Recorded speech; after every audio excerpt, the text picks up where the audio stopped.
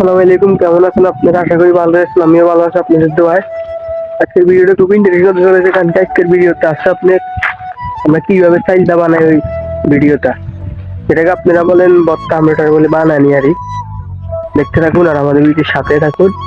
চ্যানেলে নতুন হলে চ্যানেলটা সাবস্ক্রাইব করে দিন আর পেজটাকে ফলো করে দিন, একটা লাইক আর একটা শেয়ার করে দিন। এই যে আমরা চাইলটা বানাইলে কি কি দিই, প্রথমত আছে আপনার লবণ মরিচ, তারপরে আছে আপনার আমের আচার, তারপরে আছে আপনার আমসি, যেটা আপনার আমসত্ত্ব বলে যায়, ওটা আমরা বলি আমসি।